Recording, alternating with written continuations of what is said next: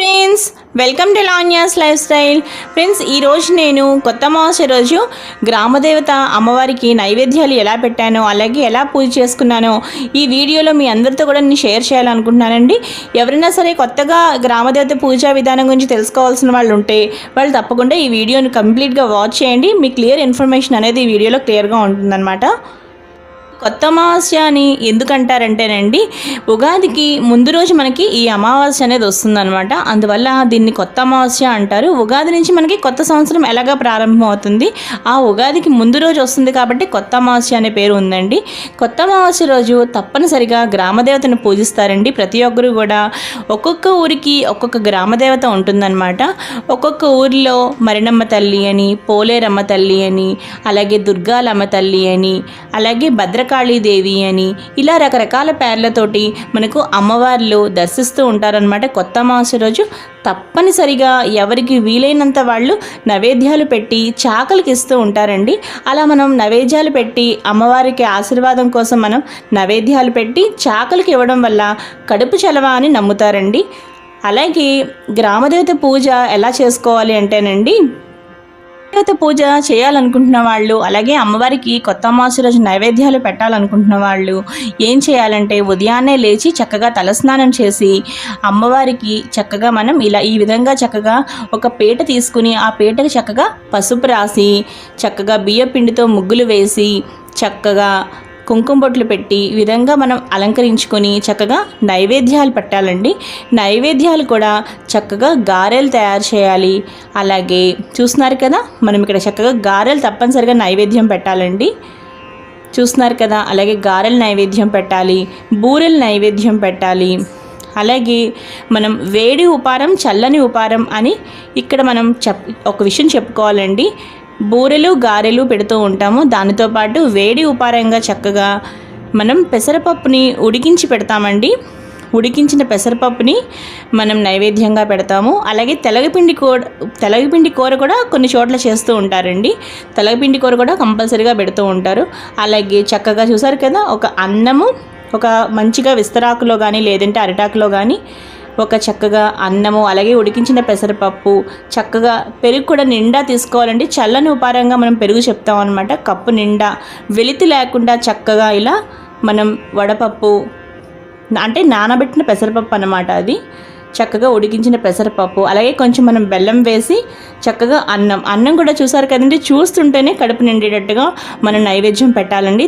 అలా కొంచెంగా వెలితిగా మాత్రం అసలు నైవేద్యాలు పెట్టకూడదండి. చాకలికి ఇచ్చేటప్పుడు కూడా శుభ్రంగా చక్కగా నిండా వెలితి లేకుండా చక్కగా అన్నీ పెట్టి ఇవ్వాలన్నమాట.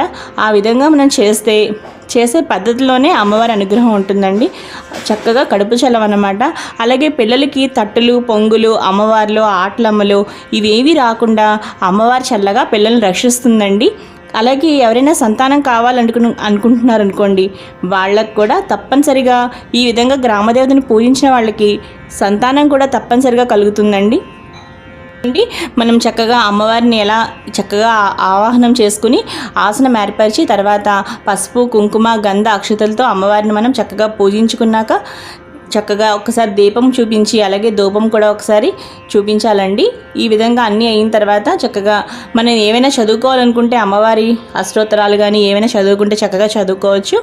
చక్కగా ఈ విధంగా మనం గ్రామదేవతను పూజించాలండి. తప్పనిసరిగా ఇది కొత్త అమావాస్య రోజు తప్పనిసరిగా నైవేద్యాలు అనేది చాలా ముఖ్యమైన విషయం అండి. ఇప్పటి నుంచి కాదండి, ఇది పూర్వం నుంచి కూడా పెద్దవాళ్ళు ఆచరిస్తున్నదేనండి. కానీ అందరూ కూడా మనం పెట్టడం వల్ల పిల్లలకే మంచిది కదండి, అలాగే ఆ కుటుంబానికి కూడా చాలా మంచిది అనమాట. కాబట్టి కొన్ని మనం చెయ్యాలి అనే పనులు మాత్రం తప్పనిసరిగా చేయడమే మంచిదండి. చక్కగా అలా పురాతన కాలం నుంచి వస్తున్నవి అలా సాంప్రదాయంగా మనం చేస్తూ ఉంటే అలా నెక్స్ట్ జనరేషన్కి కూడా చక్కగా ఇవన్నీ కూడా అలవాటు అవుతాయి అన్నమాట. కంపల్సరీగా అందుకే ఈ వీడియో నేను తీసానండి. ఎవరైనా తెలియని వాళ్ళు అయితే మాత్రం తప్పనిసరిగా ఒకవేళ ఈ సంవత్సరం చేయకపోయినా మళ్ళీ సంవత్సరం అయినా సరే, సంవత్సరానికి ఒక్కసారే కదండి మనం నైవేద్యాలు పెట్టినా ఏం చేసినా నైవేద్యం పెట్టి చక్కగా చాకలికి ఇవ్వండి. శుభ్రంగా వెలితి లేకుండా నిండా చక్కగా చేసి ఇవ్వండి. అంతా మంచి జరుగుతుందన్నమాట. చూసారు కదా ఫ్రెండ్స్, ఈరోజు నేను గ్రామదేవత పూజ ఎలా చేసుకున్నానో మీకు చూపిస్తున్నాను కదా. చూసారు కదా, ఈ విధంగా నేను గారెలు, బూరెలు చేశానండి. అలాగే శుభ్రంగా అన్నం వండాను. చూసారు కదా, అన్నము తర్వాత కొంచెం వడపప్పు, పానకం చేశాను. అలాగే కొంచెం ఉడికించాను అనమాట, పెసరపప్పును విడిగా ఉడికించాను. ఈ విధంగా నేను నైవేద్యాలు పెట్టానండి అమ్మవారిని పూజించి. ఈ డౌట్ వచ్చింది అనుకోండి, ఏ గ్రామ దేవతకి నైవేద్యం పెట్టాలి అని. అంటే మీరు ఏ ఊర్లో ఉంటున్నారో ఆ ఊరి అమ్మవారు ఉంటుందండి. అంటే ప్రతి ఊరికి కూడా ఒక గ్రామ దేవత ఉంటుందండి. ప్రతి ఊరికి నోకాలమ్మ తల్లి, పోలేరమ్మ తల్లి, దుర్గాలమ్మ తల్లి, మరిడమ్మ తల్లి, అలాగే భద్రకాళి అమ్మవారు అని చెప్పి ఇలా రకరకాలుగా మనకు అమ్మవారి పేర్లు మనకు తెలిసినవే ఉంటాయి. కానీ ప్రతి ఊరికి కూడా ఒక గ్రామ దేవత ఉంటుందండి. తప్పనిసరిగా ఆ గ్రామ దేవత ఆకలి తీర్చాలండి. చక్కగా అమ్మవారికి శుభ్రంగా కడుపు నిండా మనం ఆ రోజు చక్కగా అన్ని రకాలు మనం చేసి పెట్టి మన అమ్మవారి ఆశీర్వాదం తీసుకోవడం, అది కూడా సంవత్సరానికి ఒక్కసారే మనం చేస్తూ ఉంటాము. అందులో ఏ వెల్తీ లేకుండా శుభ్రంగా చక్కగా చేసుకోండి, అంతా శుభ్రం జరుగుతుంది. అలాగే ఇంకొక విషయం ఏం చెప్పాలనుకుంటున్నానండి, ఒకవేళ మీకు తెలియకపోతే ఆ గ్రామదేవత ఎవరో, మీ ఊరిలో ఉండే గ్రామదేవత మీకు తెలియదు అనుకోండి, తప్పనిసరిగా మీరు తెలుసుకుని చక్కగా ఆ గ్రామదేవతను పూజ చేయండి. ఒకవేళ ఈ సంవత్సరం మీరు చేయలేకపోయినా మళ్ళీ సంవత్సరం అయినా సరే ఇప్పుడు ఈ వీడియో చూసి ఎంతో అంతమందికి తెలిసింది అనుకోండి, వాళ్ళు ఆ విధంగా షేర్ చేసినా కూడా మిగతా అందరికీ కూడా ఈ విషయం తెలుస్తుంది కదా. కాబట్టి మీరు తప్పకుండా సరే ఇది పాటించండి. మీ అందరూ కూడా హ్యాపీగా ఉండాలని నేను కోరుకుంటున్నానండి. చూసారు కదా, ఈ విధంగా ఈరోజు నేను కొత్త మాసంలో చక్కగా అమ్మవారిని ఇలా పూజించి నైవేద్యాలు పెట్టానండి. ఇప్పుడు నేను చాకలికి కూడా ఇస్తున్నానండి. ఇవన్నీ కూడా చూసారు కదా. ఈ వీడియో మీకు నచ్చితే లైక్ చేయండి, షేర్ చేయండి, అలాగే సబ్స్క్రైబ్ చేసుకోండి. మరిన్ని డివోషనల్ వీడియోస్ కోసం చూస్తూనే ఉండండి Lavanya's life style. Thanks for watching.